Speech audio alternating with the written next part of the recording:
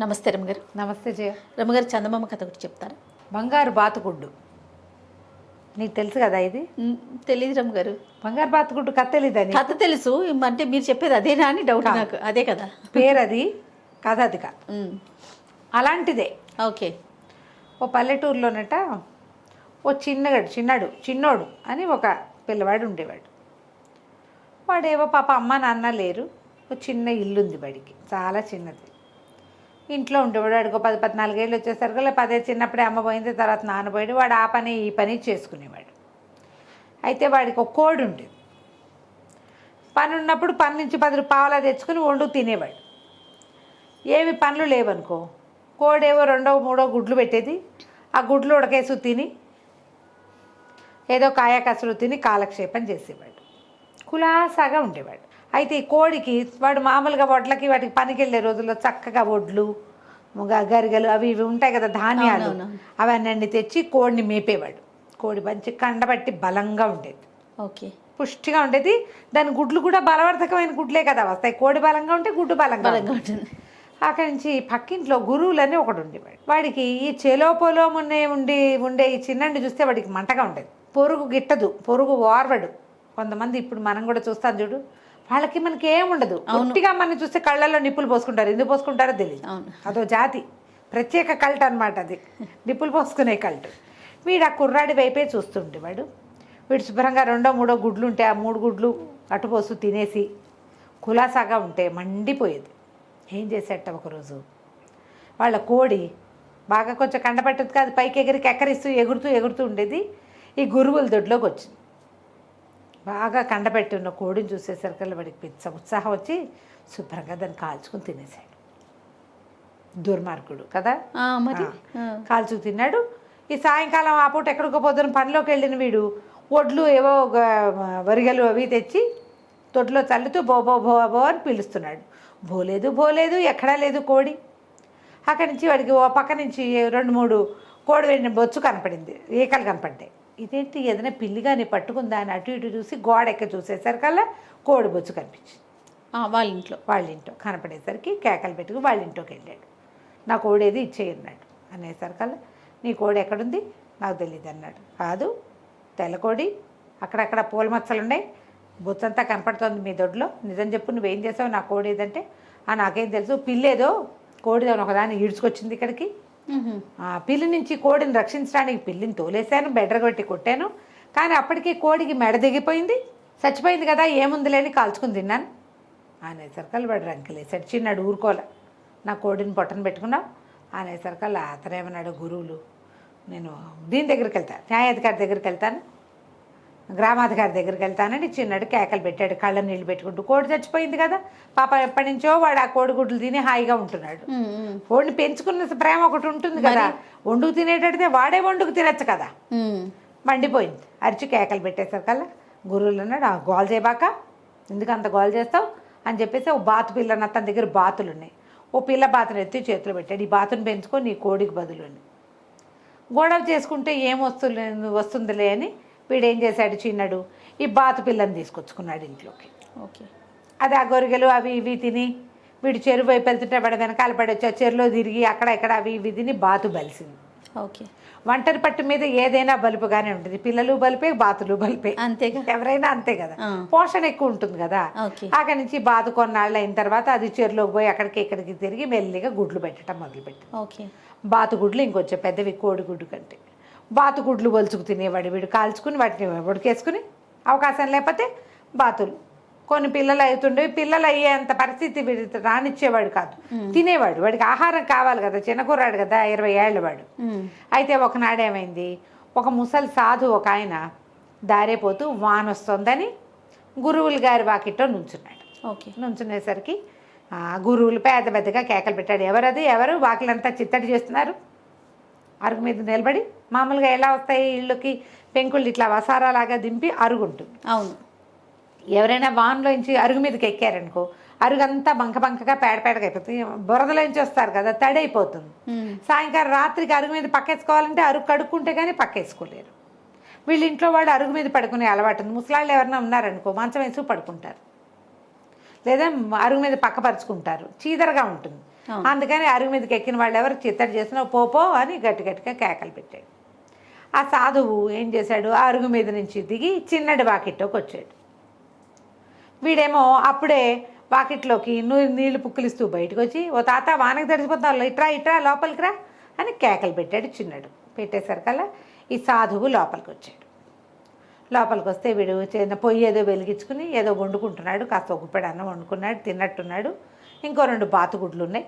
ఏం చేశాడు, చితుకులు ఇంకో 2 చితుకులు వేసి, తాత తల తుడుచుకో అని చెప్పి తల తుడుచుకోవడానికి ఒక గుడ్డు ఇచ్చి, ఒక గావంసా కట్టుకోవడానికి ఇచ్చి, బట్టలు ఆరేసుకో తడిసిపోయావు అని చెప్పి, ఇంకా అన్నం తినేశాను, ఇంక బియ్యం కూడా లేవు అని 2 బాతుగుడ్లు ఉడకబెట్టి, పొయ్యి ఉందిగా అవును నీళ్ళలో వేసి పెడితే బాతుగుడ్లు ఉడికిపోతాయి. ఉడికిన బాతుగుడ్లను పోల్చి ఆ సాధువుకు పెట్టాడు. ఓకే. ఆ ఎవరో సాధువు అంటే ఇదేమి మాంసం తినని వాళ్ళే ఉండాలని ఏం లేదు, అందరూ ఉంటారు. ఎవరో జీవితం మీద రోజు తిరుగుతున్నవాడు ఆ 2 బాతుగుడ్లు తిని ఆ పొయ్యి పంచన హాయిగా వెచ్చగా పడుకున్నాడు. ఆయన పొద్దున్నే లేచి అటు ఇటు చూసి ఆ పక్కనే తిరుగుతున్న బాతును చూసి, ఎరా నాయన బాతుగుడ్లు భలే రుచిగా ఉన్నాయిరా, ఏది నీ బాతు చూపించు, ఎన్ని బాతులు ఉన్నాయి అన్నాడు. 1 బాతే తాత అనే బాతుని తీసుకొచ్చాడు. దాన్ని ఇట్లా ఎత్తుకుని చేతులు పెట్టాడు. ఈయన ఏం చేశాడు, ఆ బాతుని వీపు మీద ఇట్లా చక్కగా నిమిత్, ఎంతో ముచ్చటగా ఉందిరా, నువ్వెంతో మంచివాడివిరా నాయన, వెళ్ళొస్తానని బాతును అక్కడ పెట్టి లేచి వెళ్ళిపోయాడు. మర్నాడో 3వ రోజు బాతు గుడ్డు పెట్టింది. అదో బుట్టలో పడుకుంటుంది. గంప, బుట్ట అనకూడదంట, గంప. ఆ గంపలో బాతు గుడ్డు పెట్టి బంగారపు గుడ్డు పెట్టింది బాతు. ఇప్పుడు ఆశ్చర్యపోయాడు, ఇదేంటి అని పగల కొట్టడాన్ని చూశాడు. పగల అంత గుడ్డు అది తీసుకుపోయి మార్కెట్లో అమ్మాడు. డబ్బులు వచ్చినాయి. హాయిగా వంట చేసుకుని తిన్నాడు, సుఖంగా ఉన్నాడు. అది అప్పుడప్పుడు పెట్టేది గుడ్డు, కానీ బంగారపు గుడ్లే పెట్టేది. బంగారపు గుడ్డు అమ్ముకుంటే పిల్లవాడికి కావాల్సిన డబ్బులు. వీడి జీవితంలో మార్పు వచ్చేసింది. ఇల్లు కొంచెం పక్కకి ఇంకో గది వేసుకున్నాడు, ఓ పందిరి వేసుకున్నాడు, 4 మొక్కలు పెట్టాడు. వాడు మంచి బట్టలు కట్టుకుంటున్నాడు.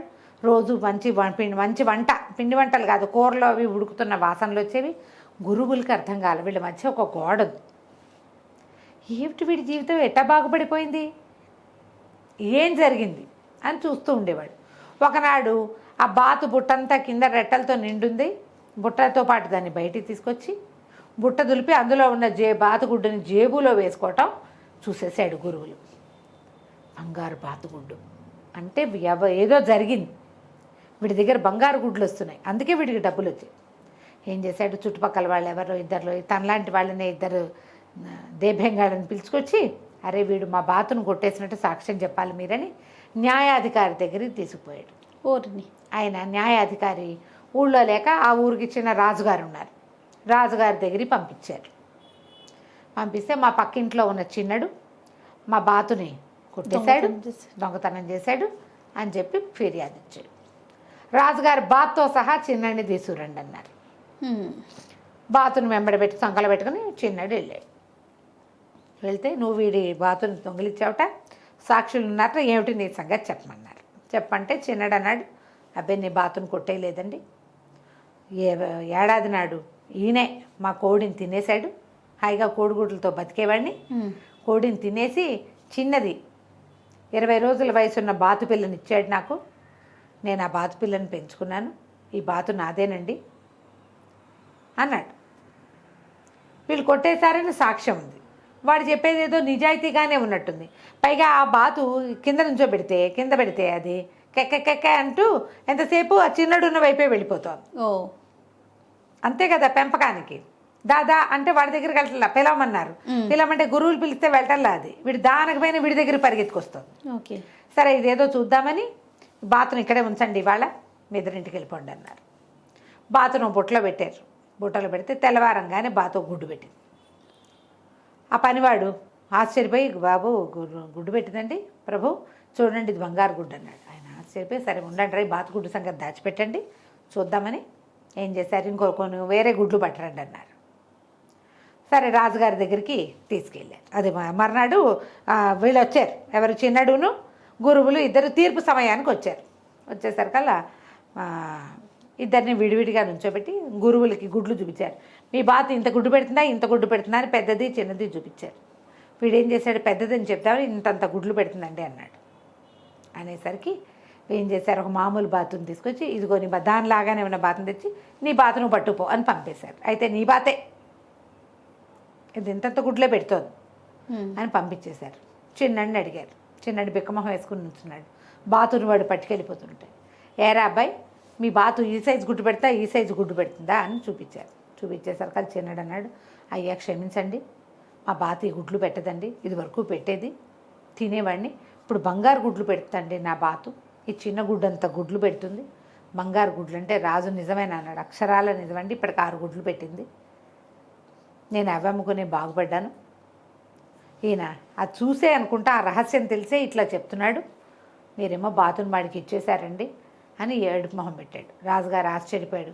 బంగారు బాతు గుడ్డు పెట్టడం ఏమిటి, బంగారు గుడ్డు పెట్టడం ఏమిటి, బాతు ఎట్లా అని అడిగితే తెలియదండి, కొన్ని నెలల క్రితం ఒక సన్యాసి ఒక ఆయన సాధువు వచ్చాడు, ఆ రోజు రాత్రి మా ఇంట్లో పడుకుని తిన్నాడు, ఆయన తిన్నవే ఆఖరి గుడ్లు అండి, మళ్ళీ మా ఇంట్లో మామూలు గుడ్డు పెట్టలేదు అనేసరికి రాజుగారు సంతోషించి బాతుని నువ్వే ఉంచుకో, నువ్వు ఇంత నిజాయితీగా నిజం చెప్పావు కాబట్టి నీకు సంస్థానంలో చిన్న ఉద్యోగం ఇస్తాం, బంగారు ఇల్లు వదిలేసి బంగారు వాడి గుడ్లు వాడివే, వాడి గుడ్లు వాడివే, ఇంత నిజాయితీ గల వాడివి, మంచివాడివి కాబట్టి నీకు అవకాశం వచ్చింది, లేకపోతే రాదు కదా అంతే అని చెప్పి వాడినేమో ఆ స్థానంలో వేసుకున్నారు. ఆ గురువులు పట్టుకెళ్ళాడు కదా, బంగారు బాతుగుడ్లు పెడుతుంది బాత అని చెప్పి, అదేమో 3వ రోజున గుడ్డు పెట్టింది, మామూలు గుడ్డు. ఓకే, ఇప్పుడు పగలగొట్టి చూశాడు, అది గస పలకమని పగిలింది, గుడ్డు కూడా మిగల. ఆశ్చర్యపోయాడు, ఇప్పుడు ఏం చేయాలో తెలియలే. ఇప్పుడు ఎవరి మీద రిపోర్ట్ ఇస్తాడు, అదే ఊరుకో. 3వ రోజున చూస్తే వీళ్ళేడు పక్కన, వీడికి సంస్థానంలో ఉద్యోగం వచ్చిందని, తన రోగానికి శాస్తి జరిగిందని తెలిసింది. అక్కడి నుంచి ఆ ఊరి లోకల్ న్యాయాధికారికి ఇలా దొంగ సాక్ష్యాలు పుచ్చుకుని ఒకడు వచ్చాడు, వాడితో వ్యాపార సంబంధాలు మానేసేయండి, వాడి రోగం కుదురుతుందని చెప్పి పంపించాడు రాజుగారు. వాడి దగ్గర బాతుగుడ్లున్నా కోడిగుడ్లున్నా ఎవరు కొనేవాళ్ళు కాదు, వాడు మోసుపోయి వేరే ఊళ్ళో అమ్ముకోవాల్సి వచ్చింది. ఈ ఊళ్ళో ఉండకుండా పక్క ఊరు వేరే ఊళ్ళోకి వెళ్ళిపోయాడు. కథ కంచికి మనం ఇంటి తగిన శాస్త్ర జరిగింది. నమస్తే రమ్మగారు. నమస్తే జయ.